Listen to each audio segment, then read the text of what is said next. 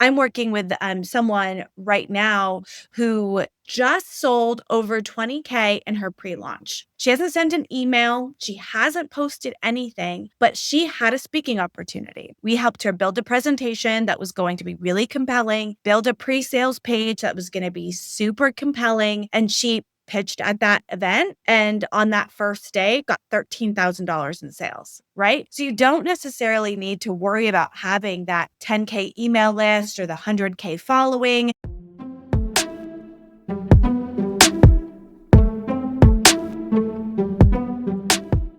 Hello, and welcome back to the Her First podcast. Today, we are talking about a topic that's near and dear to my heart. You need for a successful launch. If you've been thinking about launching a digital offer, whether that's a course, a membership, a group program, or something else, but you're feeling overwhelmed or stuck with this process, then this episode is for you. I'm breaking down the 3 non-negotiables you need in place before you launch, so your time, energy, and effort actually lead to sales. If you stick around to the end of the episode, I'll be sharing an offer that you're not going to want to miss. Hi, my name is Joanna. I'm the co-founder of Millennial Marketer, an agency that helps creators launch their own digital online products. And I'm Michelle Houston, founder of To Be Honest Beverage Company, a non-alcoholic functional spirit brand, and as well as coach and mentor to where personal branding meets personal development. And today we're talking all about launches and what you need and some of what you don't need to really get started with your launch. I feel like launches are one of those things that feel like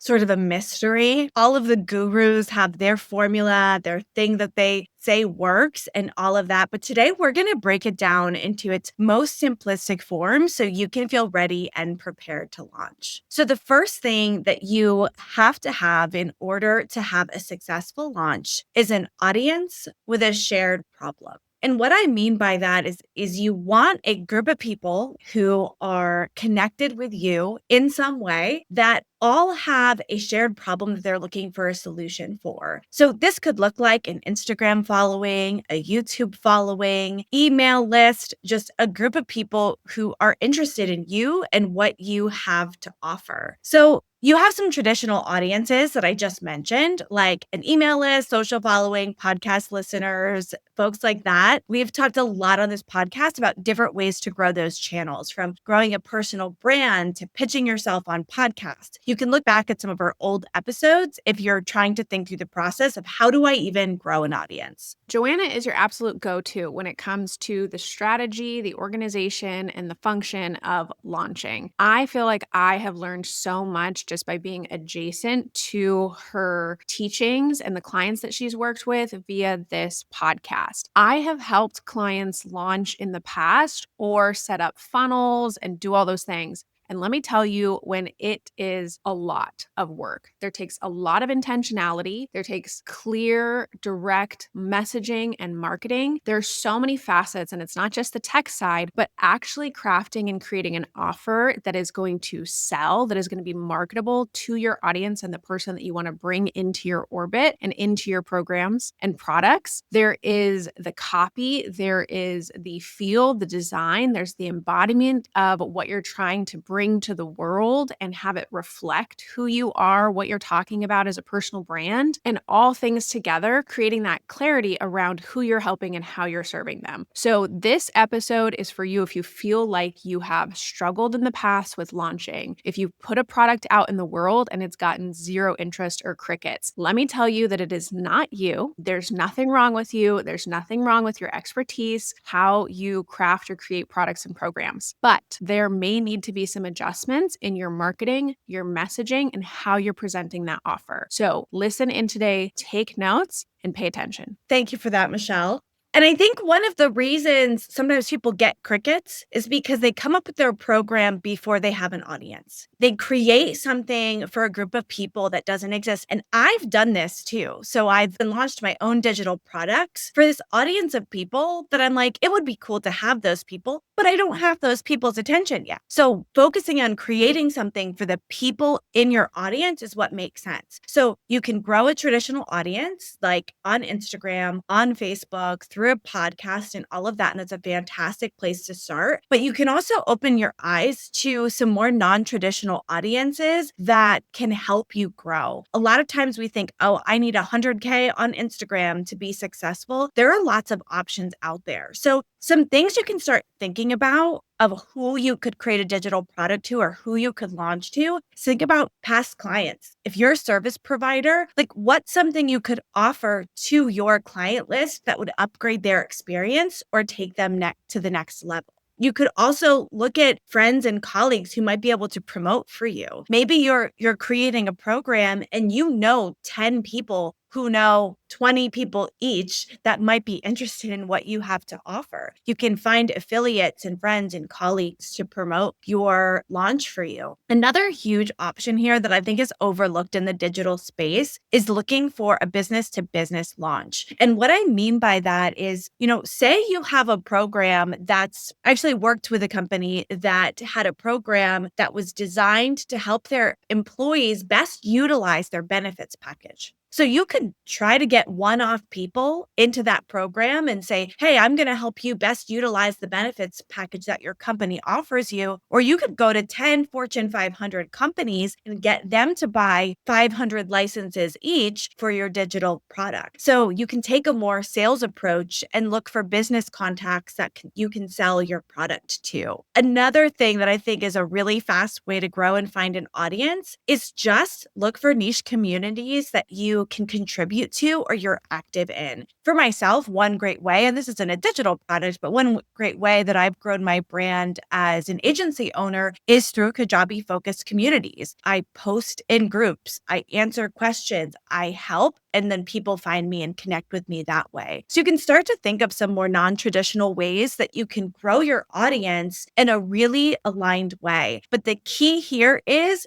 having an aligned audience that wants your offer. It doesn't have to be a huge crowd. It just has to be interested people. I'm working with someone right now who just sold over 20K in her pre-launch. She hasn't sent an email. She hasn't posted anything, but she had a speaking opportunity. So she had a speaking opportunity in front of a group of people that she knew who were her target audience. We helped her build a presentation that was going to be really compelling, build a pre-sales page that was going to be super compelling, and she pitched at that event and on that first day got $13,000 in sales, right? She had a room of a couple of hundred people, but just had the messaging, the offer, the audience right. So you don't necessarily need to worry about having that 10K email list or the 100K following. You just have to have a group of people with a shared problem. We'll talk about what you need next, which is a shared solution. But I'd love to know from you, Michelle, just some ideas you have around growing an audience with a shared problem. Well, I think this is such an important thing to bring up because oftentimes when you are the practitioner, the coach, the expert, you're creating from your internal environment and experience. And so you're saying, this is what I know that people need. This is how I know how to help them, which is great from a program perspective. Usually, once people start working with you, that's where they see all of the change, all of the results, the outcomes, that transformation. But we don't formulate the offer, the marketing, the messaging in the same way. And that's usually where the disconnect is that I see with sales or getting people into products and programs, right? So, from an audience building perspective, I think that there are your traditional channels, like we talked about, YouTube, Instagram, social media, but all of these alternative niche ways of looking at cultivating and creating an audience are so important to highlight. And there are many ways that you can get in front of people. And if you stop and pause and think about how you can leverage those avenues, you have way more access to folks than you think or even realize. I'll tell you where I went wrong with this when I was first getting started. So when I first initially launched my original beta course, it was called Be Better Empowerment at the time. It was like a 28-day intensive or 3-month activity, but 28-day intensive that it started with. It had some coaching coaching, some courses, and like things like that. And when I initially launched it, I had about 10 to 13 people. I think a couple of people like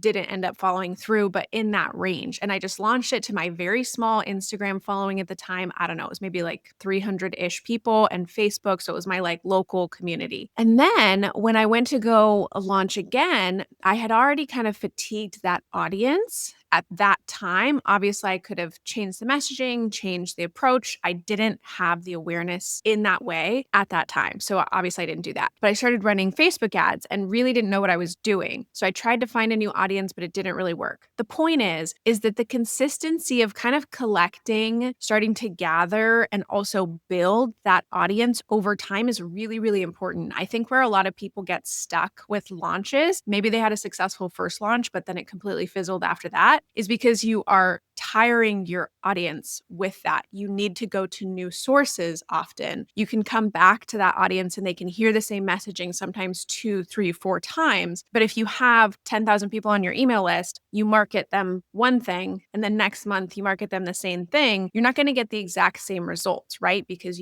they've already heard that and they've already been exposed to it. So thinking through where you can find these creative places to build an audience, if I were to go back in time, I would have actually looked at a local level. So I was plugged into yoga studios, functional fitness facilities, chiropractic. I knew a lot of movement therapists, but I was so focused on the digital space that I wasn't tapping into my audience that I had already and could have easily had at a local level. So what Joanna is highlighting here is that thinking through the ways in which you already have reach, you already have impact. That problem is core to a group of people that you may not be aware of right in this very moment because you've just thought about like, I just need to be online. I just need to be on Instagram. And maybe you haven't built your audience there yet. Thinking through the places in which you're already plugged in, that would be a great referral source. That would be a great way for you to get your expertise in front of. You need to start thinking out of the box.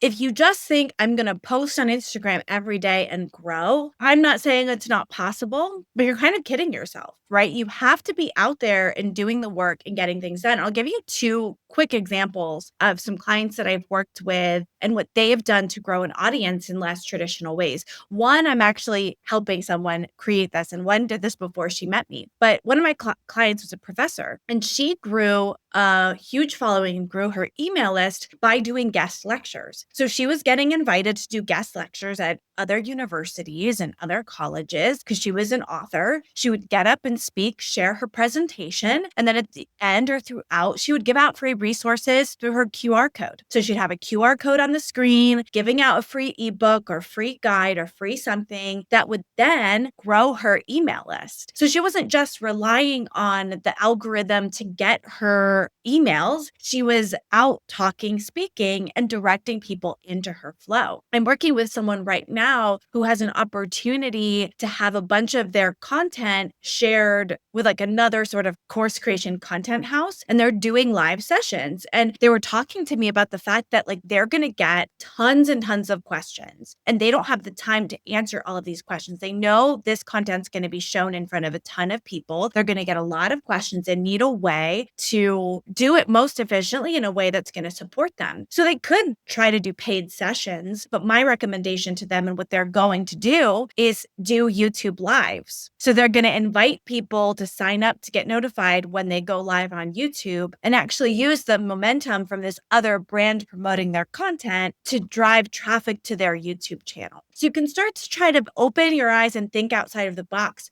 Who do you currently have attention with, and how could you maximize that to bring more attention to you? And all of this works when we have an audience with a shared problem and then you have a solution. Too often, course creators, and this is our number 2 on the list of things that you need for a successful course launch. Too often, people focus on what's my course going to be? What's my membership going to be? What are the features? What does it include? And not actually focus on the solution that they provide. So let's put aside what's included in your course for a minute and think, what's the transformation that you What's your offer? What are you providing people? Is it specific? Is it too vague? Like, what are you creating for someone? And really thinking about that transformation. As an example, for me, I talk to course creators every single day who need help on the technical side. They need help building their course, building a funnel, and that's easy for me. We can just build that.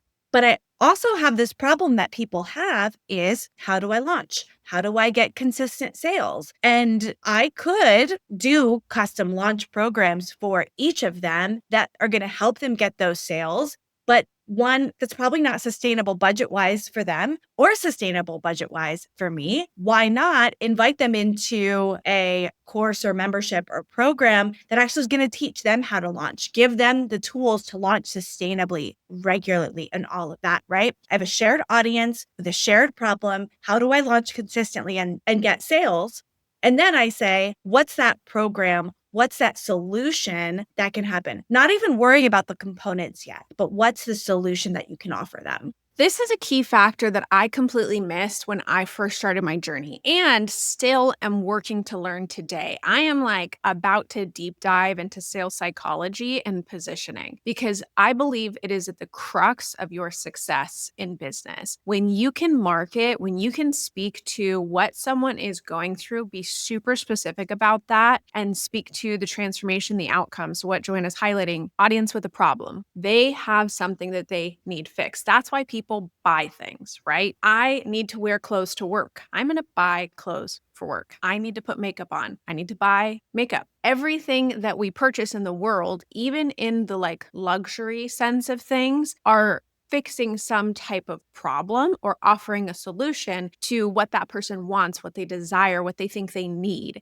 And so when you can start to understand that and formulate it from their perspective, that's when you really start to understand marketing and buyer psychology. We'll get into much more about what that looks like from like a deeper level perspective, but finding the audience, being able to speak to what it is that they're looking for, speak to what they're going through, be relatable on that sense, and then offer them the transformation. Now, we had a great conversation about positioning yourself as an expert on other people's podcasts. So go back, listen to that episode, and hit subscribe while you're at it for her first. But allowing yourself to really keep the how as a part of your products and programs, right? What Joanna's talking about is the who, the what, and the why. You're speaking to those things in your marketing, your messaging, your offer. Your products and your programs are the how, the implementation. And that's how you need to structure your business and you need to think about this approach. So many practitioners, so many business owners get stuck in teaching the how in their content. And then they wonder why they don't get sales. They wonder why their customers aren't coming through. They wonder why they're not able to attract new audiences. Because when you're providing that education, someone's already walking away with the solution. You're not just educating about the solution they can give you, they're walking away with the steps. And so then they move about their day and don't wonder what it would be like to work with you. So I think it's such an important and key thing in this entire process. Launching, marketing, messaging. It's all a part of it. A couple of really good things you brought up is that that's the key to the messaging, problem solution. And there is a time and a place for like really, really specific copywriting and really in-depth analysis and all of that. But as you're getting started, when you're doing your first launch, if you focus on the audience's problem and the solution you provide and think about framing that solution, not in the way that makes sense to you, but with them at the center, you're going to do 10 times better than bringing in a random copywriter to write for you. Because there's a reality that you are likely and you should know your audience better than anyone. And if you can really, really speak to that person in a simple problem solution way, you're going to have really great success. And one of the things that I do with my clients is I actually coach them through writing their copy. I give them frameworks. I give them structures. I give them the way the page needs to go or what needs to be included in the email flow. But I ask them to answer the questions that we're talking about and fill that out first. I review and provide feedback and all of those things, but I give it to them because they're so close. They know their people. They know their solution. And if I can help them think about it in the right framework, they knock it out of the park. like all of the time. I'm normally just making minor changes to help clarify things. And everyone does a really good job when you have that framework to work from. Now, in our process, you have your audience in mind. You know where they are, who they are, what their shared problem is. You've thought about what the solution is and what you need. Now you need to package it into a program. So now you're going to think about how to actually package it, what it should include, and what that should look like. And something to think about in this process is sometimes because we're so close to what we do, we don't realize the power of a simple solution for someone because we go so in depth. We know so much. I was on a discovery call the other day and I met with someone and they had a problem and I told them to click two buttons in Kajabi. It solved their problem and it made his day. He was like, I was trying to fix that. I was Googling, searching. I couldn't figure out how to fix it. And he even says to me, in 3 clicks, you solved all of my problems. Like, you are so valuable. To me, those 3 clicks felt like nothing. But the truth is, I knew how to do those 3 clicks and he didn't know how to do those 3 clicks. So he experienced a transformation on that call. So I think sometimes especially when we're creating our first offers, we're like, I have to teach everything. I need to give all of the solutions. But one, your audience might not be ready for all of it. And two, you probably can provide so much value with one piece of the puzzle. So one example we've actually used on this podcast a lot, it's like a fallback that I use because I used to do this, is how to grow your first 1,000 followers on Instagram, right? Like something simple like that. You might be in social media management and content creation and you say, I'm going to build a course about like how to sell 100K on social media. You don't have to necessarily start there. You can start with a first level transformation. Maybe all of your followers are new to wanting to start businesses, new to social media. So you see, I'm going to create a program that's going to help you get your first 1,000 followers on Instagram. That is a clear transformation. That is going to be something that is probably easy for you to create, but going to wow the people who end up purchasing that program. I also think that if you're doing a low product offer, that's such a great way to focus it so that you bring people into your orbit. You can have an ascension model. You can have tiers to what you do. Don't create all of those tiers at one time. Don't get ahead of yourself. Start with the small, start with the niche. I did the exact same thing. I felt like I had to fix everything about someone's health and well-being with one program. And in doing so, it made my messaging, it made the offer very murky because it was like, create and formulate healthy habits. But what does that really mean? Get healthy from the inside out. Okay, great. But what does that really mean? Establish wellness in your life. All of those sound really nice, but they're not clear enough that someone can see themselves. Yes, that's what I'm dealing with. That's what my struggle, that's what my problem is. And yes, that's what I want. That's the solution. That's transformation. That's the outcome. The reason we're like leaning into this so hard is because so often coaches, practitioners, experts, anyone who gets into the online space and then tries to market their expertise or develop digital products, programs, coaches, memberships, etc., get stuck in exactly what Joanna is saying, their own expertise, their own mentality. I know everything, so I'm going to speak to everything. It's why your content isn't converting. It's why no one really knows what you do because you may be all over the place. I was the exact same way. I wanted to talk about fitness and I wanted to talk about exercise specifically. And then I wanted to talk about nutrition and habits. And then I wanted to talk about sleep. And then I wanted to talk, and it's all over the place. And eventually, once you grow your brand to be more well recognized and you have a lot more clarity up front, you can start to incorporate more things later on and then build the through line of how they all connect. But when you're first getting started, that niche of what is the simple issue? What is the simple solution? And how can I do that in the easiest, clearest, most efficient way possible so that people really understand? And then they really get the experience of that change, that transformation, that piece of growth. And then that's going to become your best testimonials, your best case studies. So you're able to sell even better into your products, programs, services, offers, because you have all of these people shouting your name from the rooftops because you helped them accomplish something so very clear. So don't get lost in the magnitude of what it is that you can do. You'll be able to offer those things over time. And once someone actually gets into your products, programs, and offers, just imagine all of the surprise and delight, the going above and beyond, the extraordinary service and offering that you'll be able to give them once they've taken that step. So they need simple, they need easy, they need digestible, and then you can kind of start to layer on, layer on, layer on. And I will highlight this point just as because I come from the practitioner world. I've worked with a ton of functional doctors, nutritionists, I've worked with physical fitness folks, teachers, instructors, like all over the board. And one thing that I really found and noticed is the client or student success will be determined by your ability to guide them through the process. And so frequently, from a course product perspective, we just want to overwhelm. We're like, hey, here's everything that I know. And if you know it too, then you're going to feel great. But we forget that behavior change and psychology of people is to take things step by step, to be able to digest over time. And so instead of overwhelming them, you can break things down. So you want to do that in your content, you want to do that in your messaging, you want to do that in your offer when you're presenting it, but you should also be doing it your products and programs so that people can move through it successfully, so that people don't get stuck or feel overwhelmed in the process. So we've got our audience with a shared problem. We've thought of the solution, and it's a solution to probably just one of their problems, not 100 of their problems. Now we need to figure out how we're going to deliver it. So I want to talk through just some common ways that people set up their digital products to be effective. One thing I will warn you against is don't try to put all of these in one product. Again, I think that same with all of the knowledge, you want to get all of your knowledge out there. You're going to say, I want a community and I want a course and I want group coaching and one-on-one coaching and all of these things. All of those things, the more complex your product is, the harder it is to launch and the higher barriers you have to launch,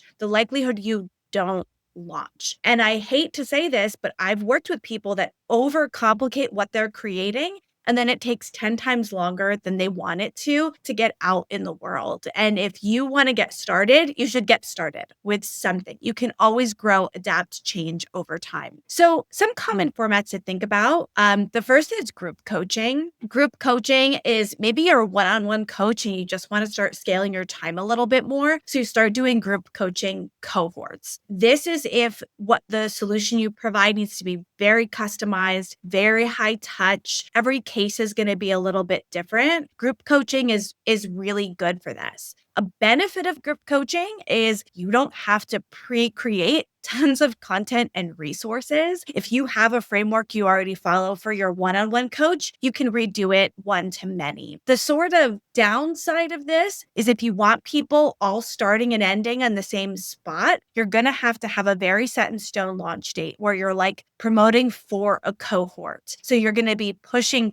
one cohort at a time and kind of growing that way, which adds a little complexity to your marketing. It can't be as like evergreen and automated as you're going to be adjusting for those start and end dates of your cohorts, but can be really good if you, one, don't want to start creating content, already have a coaching framework that you like to use, and are ready to go. Memberships are a great option as well. And when you think of a membership, it's something that, one, you're going to be growing over time. So adding content, adding insights, and really being interactive with folks over time is great for something where the needs and the solutions are kind of ever evolving. So something like a marketing membership is a really good way to think about it because marketing is always evolving. What's working to grow an audience today and what's working to grow an audience 3 months from now changes, especially in our world. You know, TikTok's getting banned. It's not getting banned. It is getting banned. The algorithm changes. We're going to do shorts. We're going to do carousels. We're always sort of changing. So memberships are really good when the solution isn't so stagnant. If you're doing something like for a test that has been the same forever, the membership is a little less relevant because that could be truly evergreen. So community offerings are really great when you want to have accountability, you want peer-to-peer support, you want group interaction, you want to provide a forum that people can come into and engage with each other. You also have courses, a traditional course. This is really good for that step by step process, something that remains the same really over time, isn't constantly evolving for changing. This is the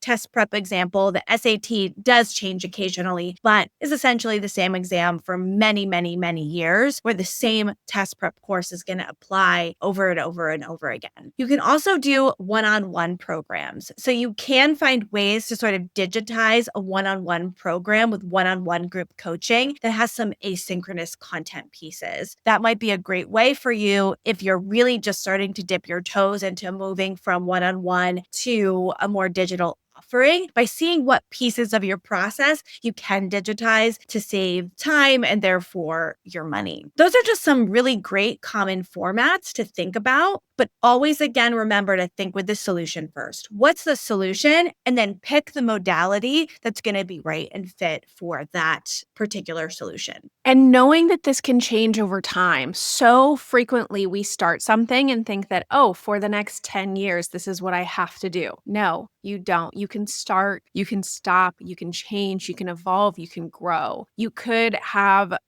a series of these things that stack on top of one another. Again, that ascension model to draw people into what you do. You could offer a course, and then within that course, you have so much demand for the next level of support that then you start a 3 or 6 month group program that only happens after the course.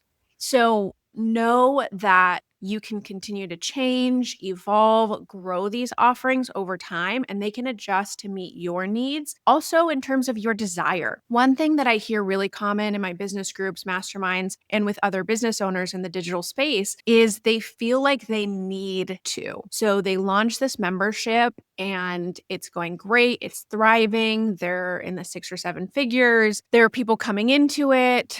They love the community, but they just don't feel inspired by it anymore and they don't want to create content. Now, of course, you can always figure out a way to re-engage that spark or transform or change it, but you can also close the membership and transform into something different. Maybe now you're ready for group coaching at a high level mastermind and you can make that same amount of money by doing one cohort for a 6 month time or for the entire year that fuels you more. And now you're working with just 12 people as opposed to 12,000 people or whatever the case is. So a lot of times people get themselves into this place where they feel stuck with the modality of what they're offering and they feel like they have to continue to deliver at that level. But I have been watching people in the online space for 10, 15 years. And let me tell you, it's okay to change. It's okay to transform. It's okay to shut things down. It's okay to move stuff over. It's okay to rearrange. It's okay to just let it evolve with you, what your desire is as you grow. You may want to run a group coaching program right now, but then you want to transform it into a membership. You can do that. Just recognize that it's your business. You have the freedom, you have the ability to do these things. Know that you're not going to get stuck in one modality and just allow and give yourself that permission. Because I think people get paralyzed in choosing. And oftentimes that's why they put it off. So what Joanna's pointing out is don't let the packaging get in the way of your messaging and offer. Don't also let it stop you from taking action. So a lot of people will sit on the fence and over the course of 3 months, they'll be like, oh, should it be a membership? Should it be a group coaching program? Should I make a course? Should I do this thing? And then they're stuck in that kind of analysis paralysis of pushing back the action of launching anything at all because they're worried about the modality of what that's going to look like. So I would always say focus on the offer, focus on the MVP, the minimum viable product. Like Joanna's saying, you don't have to have everything created up front. If you have a program that's over a 3 month delivery, get the first week done. And then once people actually get into it, because you've sold it so well, because you focus 90% of your energy and time on the marketing and the sales side, that after you've done that, you can then actually focus on the content. You'll also be able to create better content because you're going to understand why people are in that product or program. You'll also be able to hear and listen and receive feedback as you go. So know that that's okay too. It doesn't have to be perfect. It doesn't have to be exactly what it's always going to be meant to be. I think Marie Forleo, every single year, she redoes or revamps B School. I've seen it done with James Wedmore in Business by Design, not an annual basis, but they take the core content and they reprogram it in order to be relevant, of course, based on the times, and also to meet the needs of the people who are moving through the group, which can change and can evolve. So know that you have that flexibility, that freedom. And then I'll point out one more thing is that we get so attached to what it is that we create. I've created so many products and programs. And for a long time, I was stuck in like, oh, well, I invested all this time, energy, care, and thought into this thing. I can't let it go. I can't not sell it. I can't move on to something new because I invested so much time and energy into it. You can always create a new. If anything that AI has actually taught me, which I will point out here, is that you can always create from scratch. You can always create a new. You still have that experience, that knowledge within you. You can deliver something better, something improved. You can do better tech. You can do better video over time. You don't have to be so attached to that thing that you created or the time, energy investment, like the sunken cost fallacy is like you got the experience by doing it. Beyonce, when preparing for a show, a 2-minute performance, she will prepare for months in advance and she will rehearse over and over and over and over again. Do you think any of those rehearsals were a waste of time? Absolutely not. So allow yourself to do more rehearsals, more practice, more getting in the reps, and know that you can always move forward. You can create a new, and you don't have to be so attached or cling so heavily to that content that you've already created. And too many people, you're so right, Michelle, get stuck in that decision-making process. They get stuck in what's the right price point? What's the right modality? What's the thing? What's that? When I do think you should take time to really analyze your problem and solution, not too much time. Sometime come up with that product and offering and get it out in the world. If it fails, it fails. If you don't get any students, you don't get any students. You've learned something. And I think more people get to successful in a successful course launch by launching than not launching. Like if you just never launch and then you're like, I've never sold any courses, well, that's a shame. But if you try launching things and it doesn't work, you've learned something, you try again. Likely eventually have a successful course launch because you've gotten it right. Because sometimes it's the modality, sometimes it's the offer, sometimes it's the price point, sometimes it's the messaging. Sometimes you can relaunch the same program with different problem and solution messaging and not get out of the park, right? One thing that we've found for our business is that a lot of times when Brandon and I have been making content for our business, we were focused on this client avatar that we don't have because so much, content about creating digital products is that like client avatar who wants to work 2 hours a day and make all of this money passively. So then we make content for that person. But our people want to teach. The people who connect with us, they want to have a bigger impact.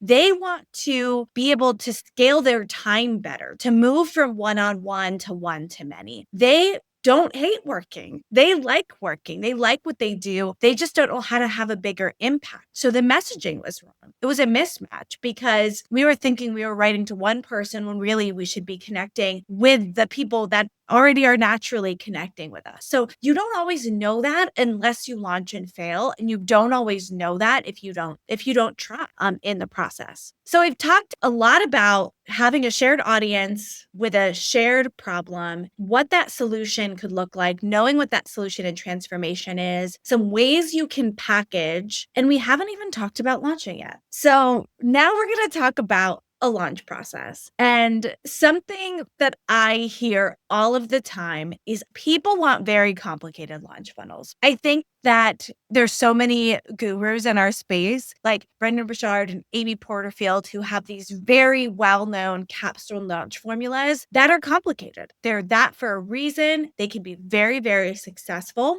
I think it overwhelms people. So I want to break down the idea of a launch for you in just a few steps.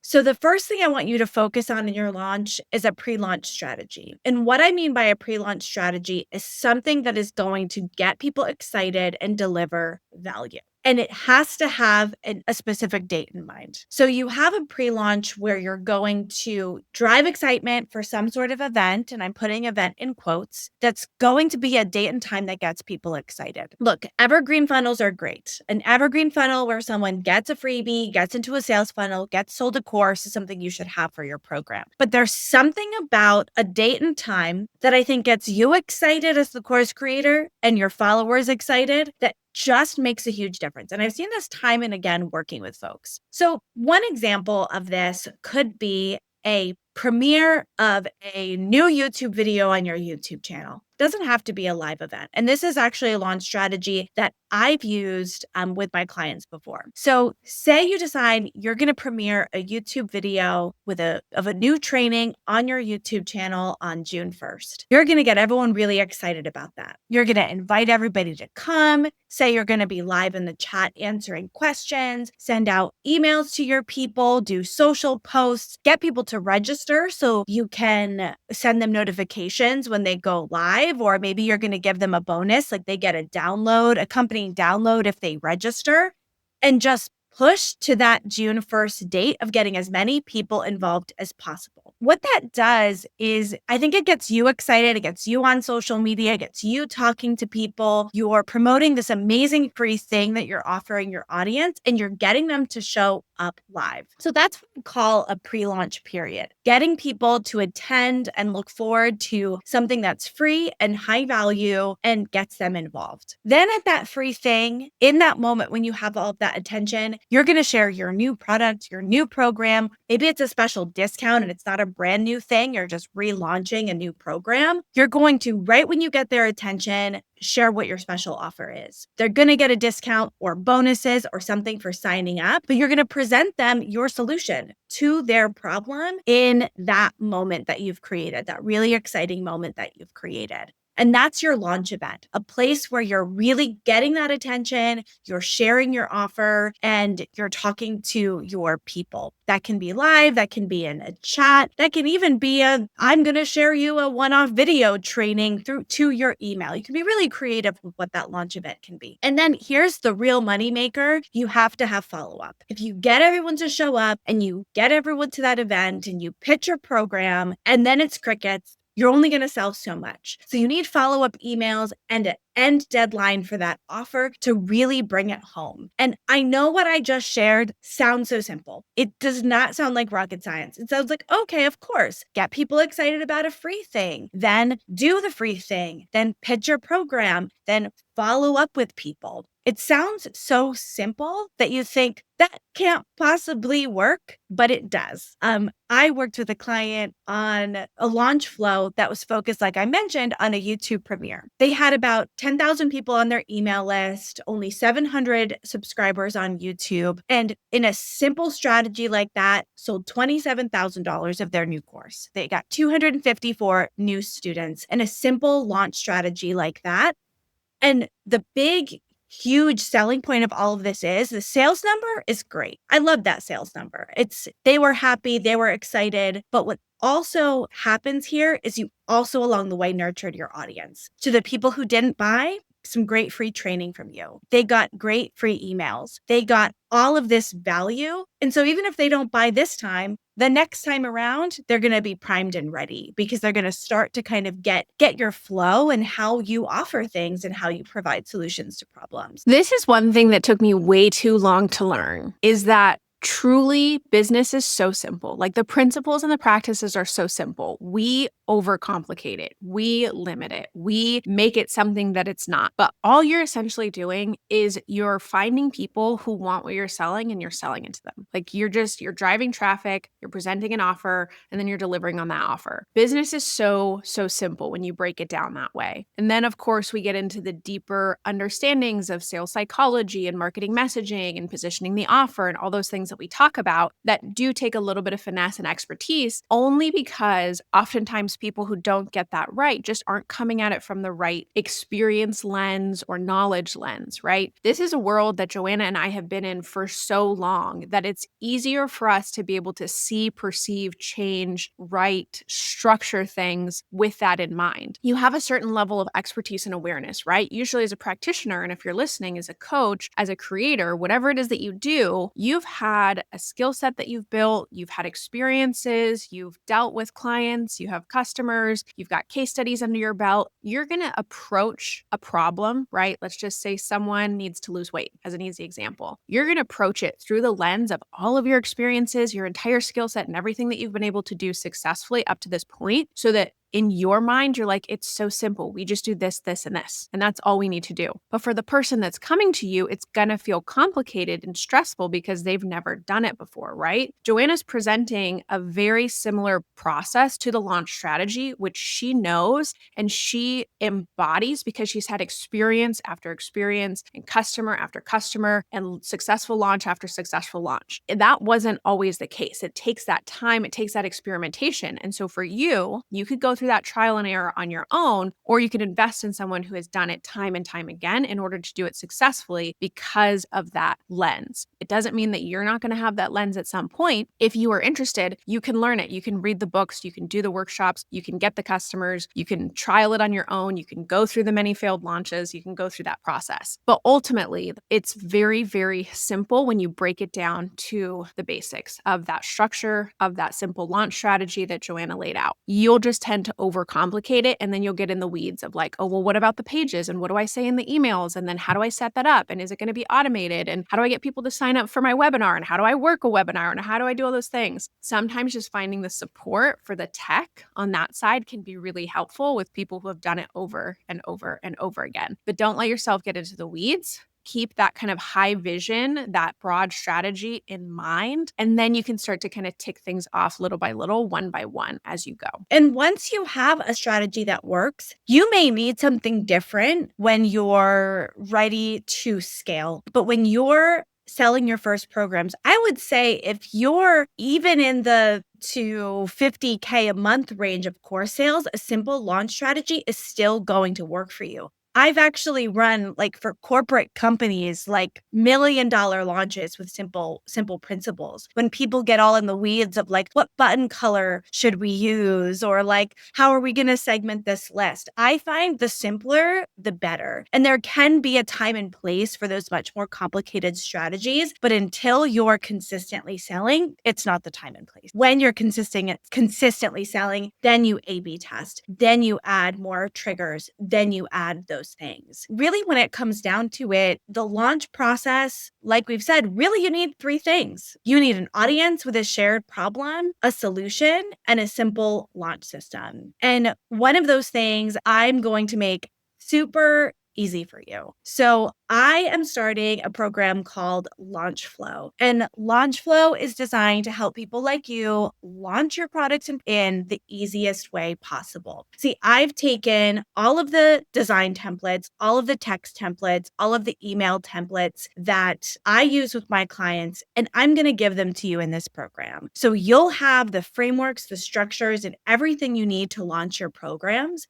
And then on top of that, you'll get to attend weekly calls where we talk about all kinds of things like lead generation, how to run your pre-launch, how to sell, also just get technical support and ask questions. So if you're building your pages that we provided for you and you're using our frameworks and a button isn't working, or you're having a 3-click problem that my client the other day had, you can get on a call with us and we'll be able to help you manage those little technical idiosyncrasies that are stopping you from launching. Even on top of that, we'll have a community forum where you can ask questions, get feedback on your work, and all of those things. So if that sounds interesting to you, if you want access to the resources that Millennial Marketer uses with our clients, then you have to check out Launchflow. I have a link in the show notes for you to join the waitlist. I'm going to tell you right here and now that the price I will be launching this to my waitlist people is outrageous. Like, I'm not going to share what it is because you have to join the waitlist to find out what it will cost you, but it will basically be nothing because I just want people to be in this program. Like, I will lose money when I launch this course for the work that I put into, but I want as many people as possible to get access to these resources because selfishly, I want you to use them. Tell me how much you love them, all of your great success stories, so that I can then continue to sell this program and get more and more people involved. So please sign up for the wait list. And then when we are ready to launch, you will be the first to know. If you don't yet have support or you've gotten support in the past, whether coaching, mastermind groups, courses you've purchased, but felt like, this just isn't it. I'm still searching for that thing or that didn't really meet my need. Get on the wait list for Joanna's upcoming membership. I have seen the demonstrated success of her work over and over and over again. Like I said, you can try to go through it on your own, which valiant effort. I have totally been there. Or you can work with a company, Millennial Marketer, that has done this time and time again successfully. And I would highly advise you, especially at the incredible cost and investment that Joanna's offering this for, just get in and check it out. Nothing can hurt by seeing what it is, but you may in fact experience that like next level of growth and ease that you have been absolutely completely waiting for. So find the link in show notes to sign up for the waitlist, check out the membership, get on that, and we'll see you in the next episode of Her First. Thanks for tuning in.